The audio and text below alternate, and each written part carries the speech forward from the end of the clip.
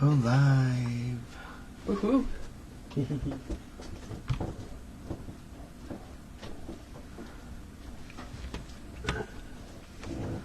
Okay. This will work. Now, refresh my memory, Emma. Should I keep it on this page, or do I do it on the OBS page? You can do it on the OBS page if you want. Okay. Or actually what we could do, click the top of that window, this whole window. Yeah. Click and drag it to the left. Oh, Because you're going to have comments coming in. Yes. Oh my goodness. Oh, there we go. Howdy, folks. I don't know if anybody's on watching yet. It is. I did turn the lights on. It's just not very bright. So, welcome to Facebook Land. Welcome to a dreary, dreary Sunday afternoon. I don't know if you got to see my roommate dart out, so she wasn't caught in the limelight. Sorry,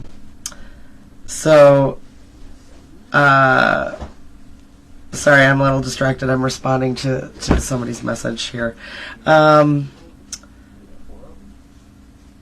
So, how's everybody doing today?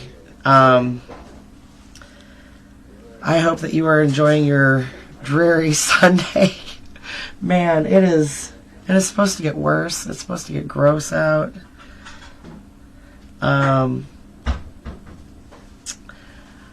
So, this week I had an opportunity to have a conversation with somebody about shame. And how most of us have been shamed a lot of times in our lives for a lot of things in our lives. And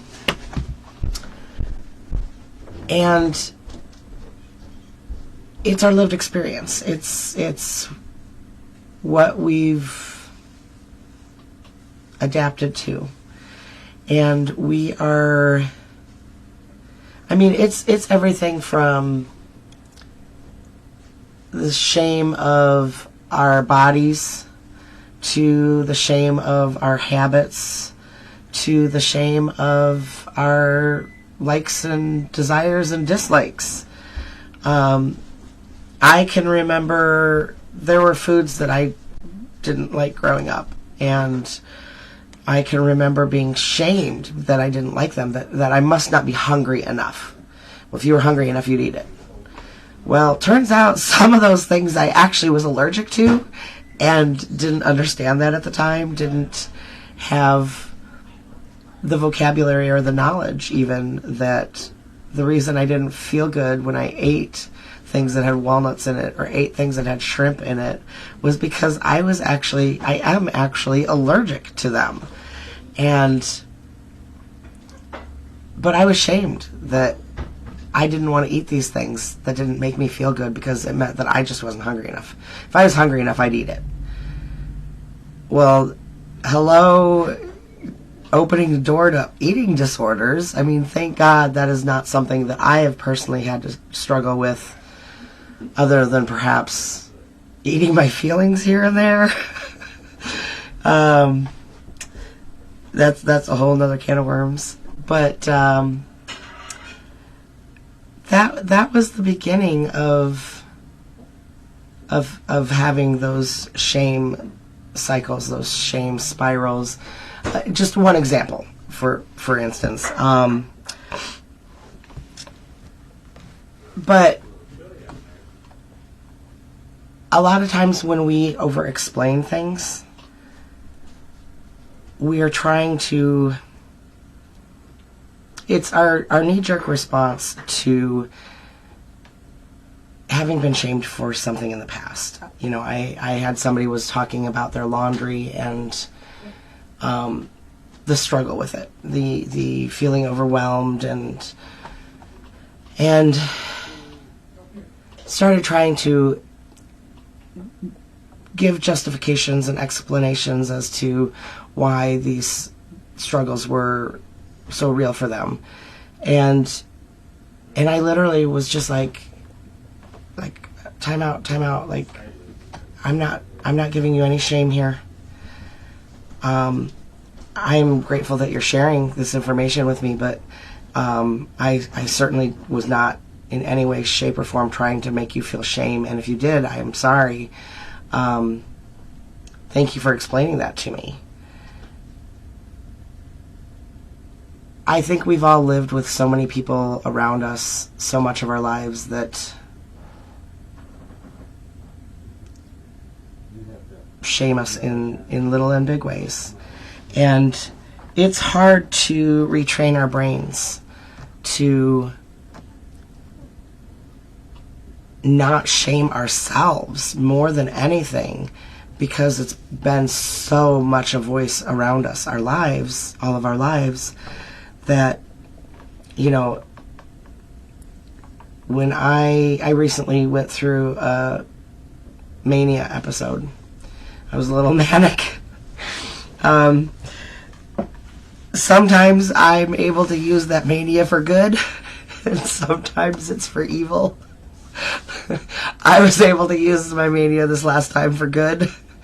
And I laugh about it now. I was fairly in tune, I think, by about the second day of me having this incredible energy and not sleeping at all. Made me realize that I said to a couple people, I'm like, I think I might be in a mania. Let's just keep an eye on things. And, a couple people, like, is there anything that I can do? Anything that will help? And I still don't have an answer for that. I'm still trying to learn. I'm learning to be more attentive to myself, that there's a difference between insomnia and mania for me. They do not always go hand in hand. And learning to not shame myself that my body is doing this to me. I'm not choosing for this to happen. I am responding to what is happening in my body that I don't necessarily always have control over. I try to be attentive. I try to be self-aware. I had somebody mention, hey, just be careful. Don't hurt yourself. And that was valid advice. I'm learning to put limits on myself, to put well,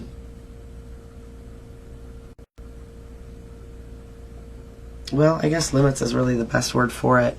I'm going to do a little swapperoo. Sorry guys if I'm a little distracted here.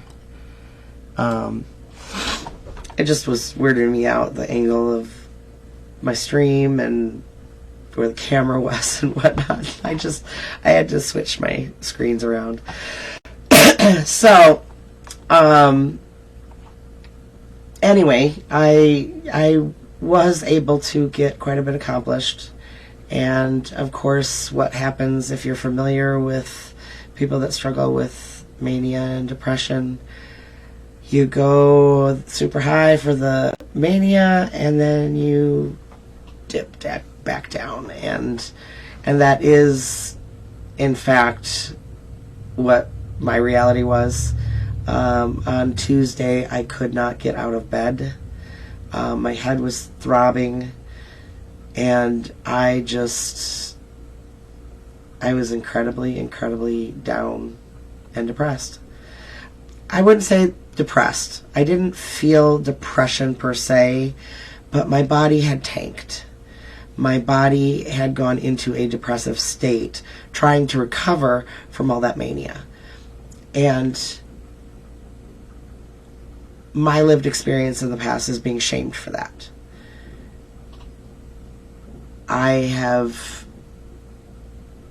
Sometimes it is my own internal shame. Sometimes nobody has said a word or given any indication whatsoever that they are shaming me in any way, shape, or form. It is my own internal shaming that is happening, because at 53 years old, shouldn't I be able to figure out how to not have these super highs and super lows? I have tried. I am actually, full disclosure, I am unmedicated for any of my mental health issues.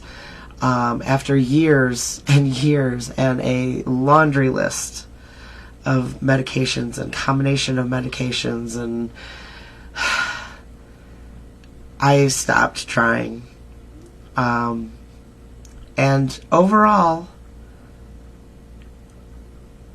I manage. I don't recommend this for everybody. I don't necessarily even recommend that it is necessarily the best option for me.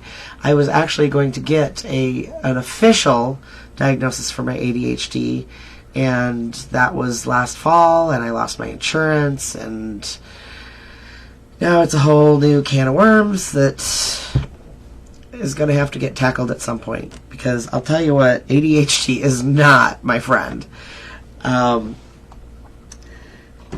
You'll see it in my streams, my squirrels all over the place, and I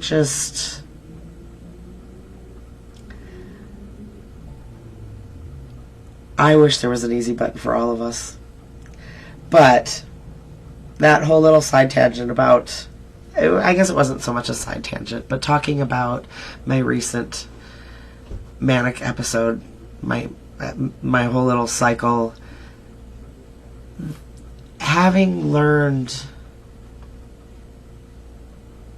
and educated myself and tried to expand my thinking, I still struggle with that shame cycle. I still don't always make the right choices. Surprise, surprise, I am not perfect. I am human. I am flawed. But I try to do better than I did before. And I feel like coming on and talking about these things will hopefully help other people. I've said that before. I'm sure I'll say it again. I don't have all the answers. I don't know all the information. I am just sharing from my own lived experience, and my hope is that it helps. My hope that is that eventually I get a little more fine-tuned with all of this, and maybe not so much congestion happening when I'm trying to do a live stream.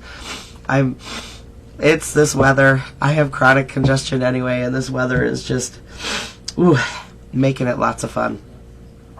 So, and look, you can see I redid my purple earlier today, and I've got I need to take a little bit of rubbing alcohol and touch up a few spots where I might have gotten the dye a little in places it didn't belong.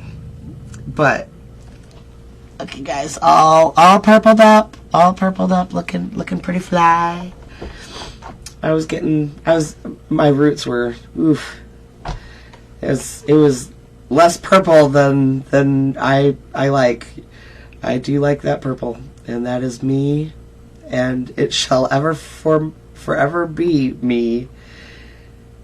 I think I would be sad to my core if I didn't have purple in my hair. Actually, I know, having lived many years while I was attempting to go through the nursing program, that I was sad without the purple in my hair. I don't feel like I'm quite me.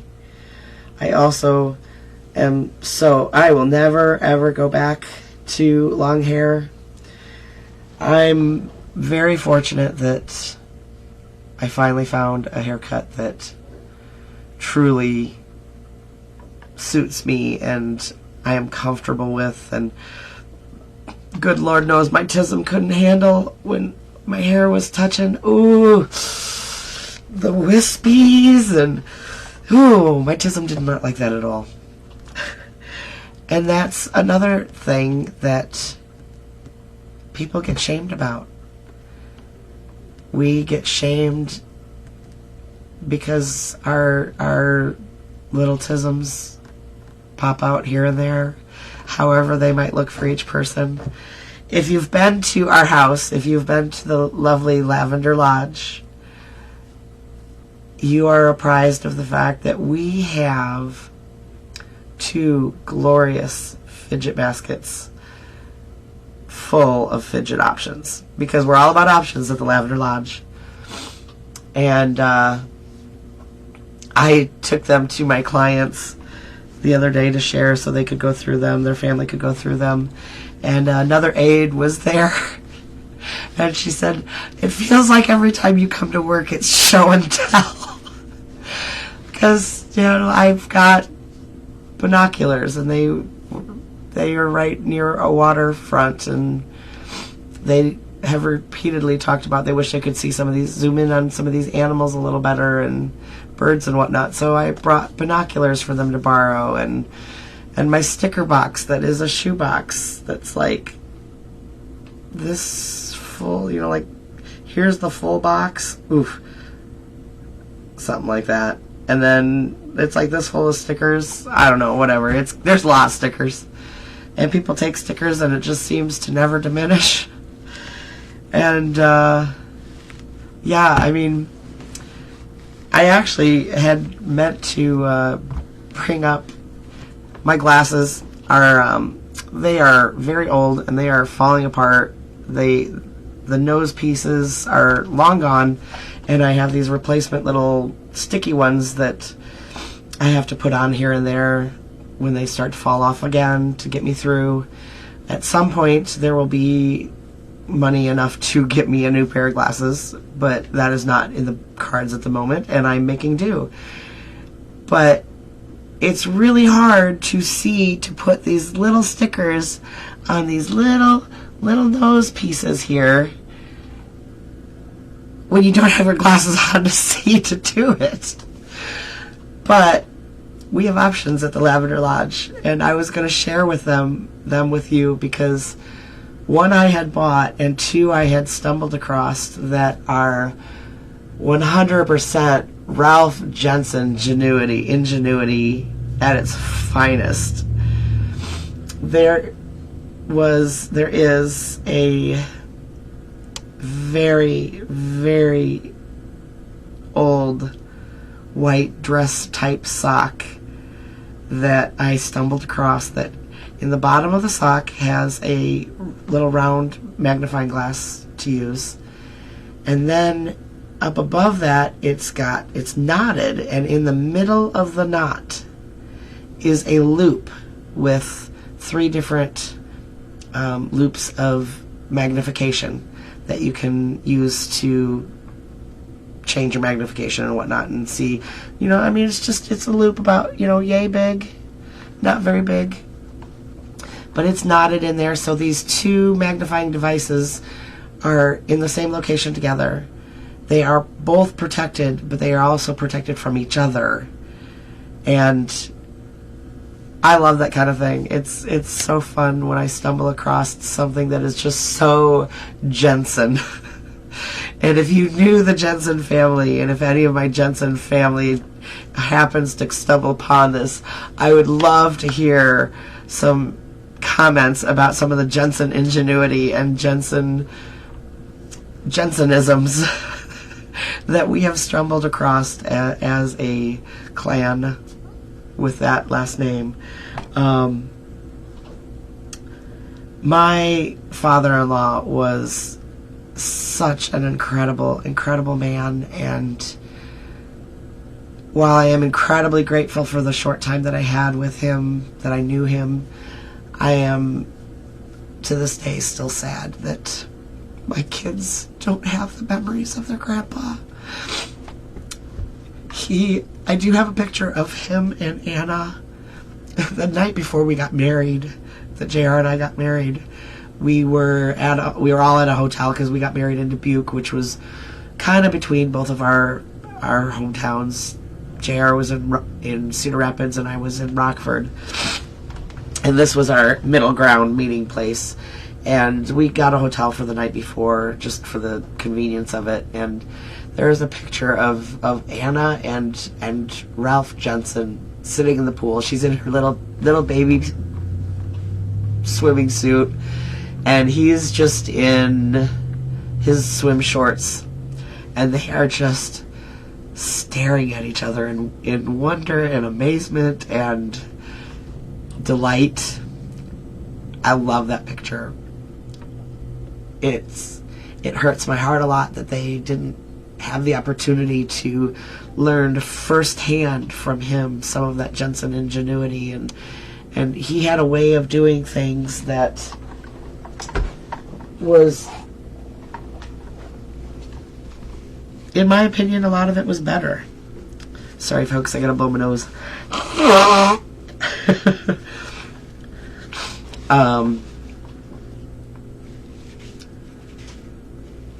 There was a desk that had been in this office behind me in this corner where the mini fridge is at right now that you can see. There had been a desk for ages and ages that JR and his brother, his oldest brother Jay, had built together, and the edges of the desk had maple trim that was from a project their dad had done decades and decades before. And it's so neat to have some of that past still be carried on. The desktop is currently out, wrapped up in the garage in case any one of my children at any point decide they would like it. But we decided it took up way too much space in this office, and nobody really used it. We used it as a dessert table for community dinner. That was when it got the most use, was community dinner for desserts. So, but speaking of community dinner, we have community dinner coming up this coming Saturday. It is going to be one of my favorites, and I know definitely Stephanie's absolute favorite menu choice for community dinner. We are having corned beef and cabbage. So if you are local and want to come join us, please, please, please reach out to either Emma, Steph, or myself and let us know so we can add you to the head count. Grocery prices are not cheap. Corned beef is definitely in that category of not cheap. This is one of those community dinners that it's more important than usual that we have at least as close as we can get to a head count. Although Steph says let's just go hog wild and make a whole bunch, and she'll eat all the leftovers. So we'll see. But if you're local, definitely we'd love to see your beautiful face. I feel like I could have talked more about shaming and self-shaming, but I don't know. This weather has me kind of bleh, and I haven't had anybody jumping in and interacting and commenting, and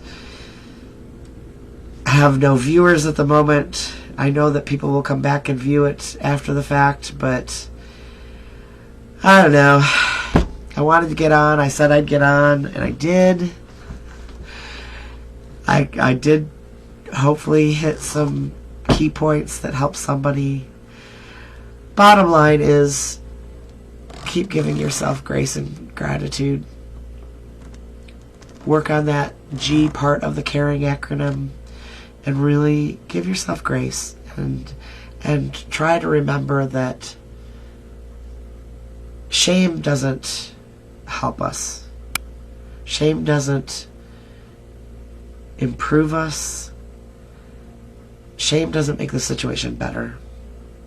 If we can find ways to start shaming ourselves a little less, we might find it trickling over, and maybe we're shaming other people and don't even realize it. And maybe that trickle will trickle over, and we'll shame other people around us a little less, and we'll be more kind and more caring. But until next time, I don't know what cupcakes I am making for community dinner, because I'm waiting for some responses for some people to find out if my nephew and his girlfriend and family are all coming. Then it's going to be the cupcakes of his choice.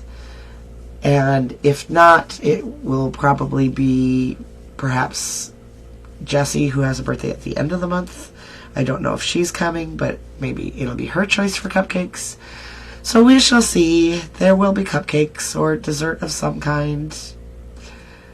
I got a little time to figure it out. I'm open to suggestions if anybody has any suggestions of, gosh, what would be an Easter? I guess it's not Easter, it'd be St. Patty's Day. What would be a St. Patty's Day? I know St. Patty's Day is Tuesday. I'm aware of that. This is our late celebration of it. But what's some kind of cupcake that correlates to St. Patty's Day? Jaeger bombs? Cupcakes? I don't know. I don't know if that's even a thing. I don't think I want to do that. But if you have an idea for a St. Patty's Day cupcake, I'm all ears. I'd love to hear it. I'd love to add to my repertoire. Until next time, though, we'll see you when we see you. Peace, love, and cupcakes, y'all.